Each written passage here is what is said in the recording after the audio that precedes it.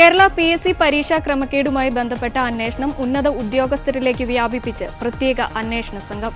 ആസൂത്രണ board chief തസ്തികയിലേക്ക് നടത്തിയ പരീക്ഷയുടെ മൂല്യനിർണ്ണയത്തിലെ ഗുരുതരമായ വീഴ്ചകളെ തുടർന്നാണ് അന്വേഷണം മുറുകുന്നത്.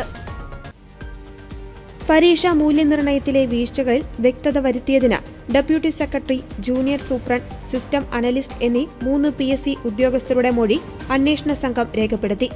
വരും ദിവസങ്ങളിൽ കൂടുതൽ ഉയർന്ന ഉദ്യോഗസ്ഥരെ ചോദ്യം ചെയ്യുമെന്നാണ് വിവരം. 1 ലക്ഷത്തിലേറെ രൂപ ശമ്പളമുള്ള തസ്തികയുടെ 1ാം പേപ്പറിൽ 10 ചോദ്യങ്ങളുടെ ഉത്തരങ്ങൾ മൂല്യനിർണ്ണയം നടത്താതെ ഒഴിവാക്കിയതാണ് വിവാദത്തിന് കാരണമായത്. എന്തുകൊണ്ടാണ് ഈ ചോദ്യങ്ങൾ തിരുത്തുവാനോ മൂല്യനിർണ്ണയം നടത്താനോ ആളുകളെ നിയോഗിക്കാതിരുന്നത് എന്നതിലാണ് SIT അന്വേഷണം കേന്ദ്രീകരിച്ചിരിക്കുന്നത്. പരീക്ഷാ വീഴ്ചകൾക്കു പുറമെ PSCക്കെതിരെ കൂടുതൽ ഗുരുതരമായ പരാതികളും SITക്ക് ലഭിച്ചിട്ടുണ്ട്.